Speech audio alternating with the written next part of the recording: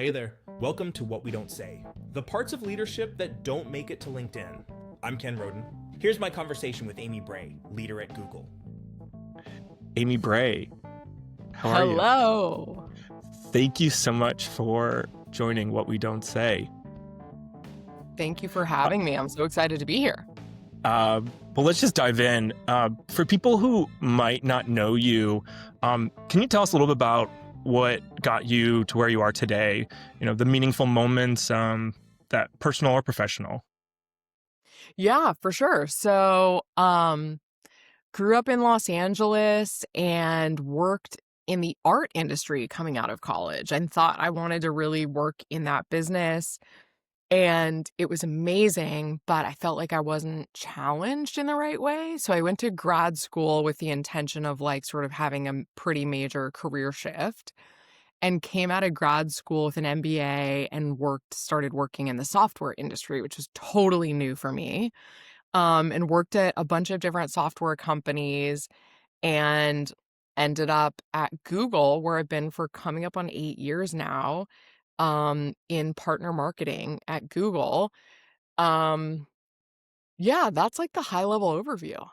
So I have to ask you because a lot of people pose this question. They're like, well, should I go get my MBA?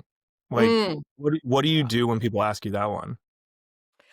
I have a very strong opinion about this. It's funny, people always ask this question, and there's a lot of opinions out there. Yeah.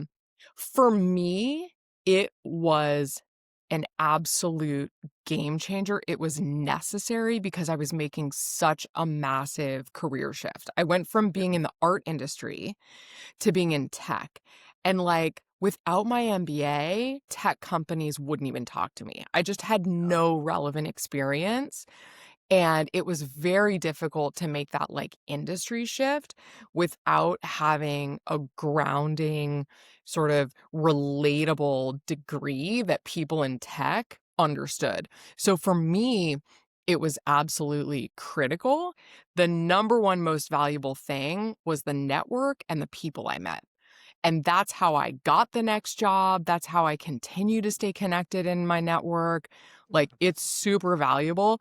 So it feels weird to say go to an MBA just to meet people, but that's No, yeah. honestly how I made the transition, was through people I met in my MBA program. Yeah. I always felt like everyone had an opinion about you getting an MBA. You know, you bring up some really good points. If you're doing career transition or you want to grow your network, can you take me back to a day in your career that you'll never forget? Phew. Yeah, I have a couple of them. Um, I always the day that you give your notice to a company that you've been at for a long time is just such an important memory. I remember when I left the art world and to transition into software, I'd been at this company for 7 years and had lifelong friends. And I feel like telling them that I was quitting, I was the most nervous person alive. I could barely get the words out. Um, so that really stands out. I wasn't doing the most that I thought I could do, and I had to have these really, really cringy, tricky conversations with my manager where I had to say, I'm not happy. And those stand out as some of the most pronounced, toughest moments that I remember in my career. Okay, you sparked my curiosity. You got to tell me a little bit more about that last part.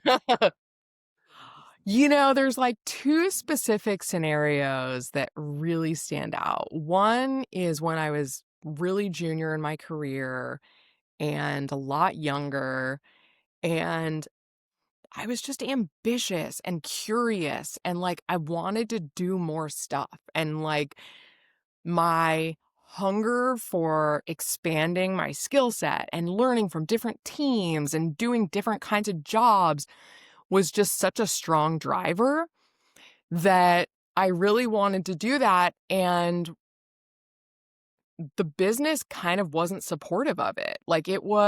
tough. And now as like a business leader, I fully understand, like, you have to have people in certain jobs. Like, that's how you run a business. I get it. Yeah. So I feel like I probably didn't approach it the best. The company I was working for wasn't super receptive. And it was a very, very difficult moment in my career where I had to decide, like, do I want to do something for me that I feel really down deep is like just what I need to do to be fulfilled, to like grow my career, to like challenge my brain, like all of that stuff? Or do I kind of want to just like stay in this lane and be in the Yeah. comfort zone? And it was a really hard decision. Um, and so that was a scenario where, there were a lot of tough conversations and a lot of difficult decisions. But ultimately, I decided like I was going to do the best thing for Amy. Yeah. And, I had to deal with all of the sort of trickle down effects of that decision. But ultimately, it's what brought me to where I am now in my career. And, I had a similar experience happen in a different job. Not similar, different in a way, but like I was in a role where I was really like out ahead of my skis. It was a big, big job and I was doing the best I could, but I was like barely staying alive. And Yeah. I was so stressed out. And it was like bleeding into my personal life. My husband was like, "Oh my God, you're so stressed out." And my kids were like, "Oh my God, you never come to any of my stuff because you're always working." Wow. And I had to have this heart to heart moment again where I was like, wait, like what matters? What do I care about? Do I want to keep like trying to reach for this unattainable thing that like maybe I'm not set up for success? Or do I want to like have a really difficult conversation and say, like, I need to take a step back. This is affecting my personal life. And ultimately that's what I did. But again, similar in the same way where it was like I was at a really tricky career pivot opportunity and I had to kind of do the cringy thing and put myself first. And yeah, so those were like two specific examples. Yeah.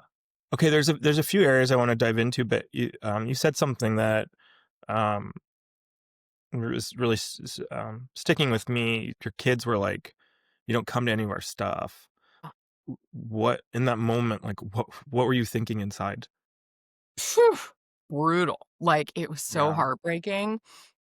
I remember taking my son to like a little league game and this mom came up to me who my son had been in school with for like 3 years or 4 years. She came up to me and she said, "Are you Owen's mom? I've never, ever seen you before."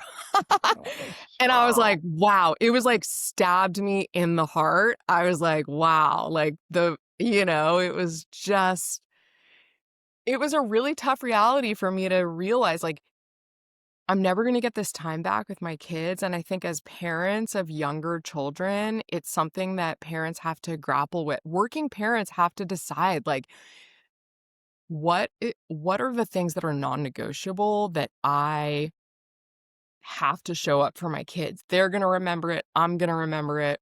And then there are other things where you're like, this work meeting is so important, or this work trip is so important. Like, I have to be there. I have to show up.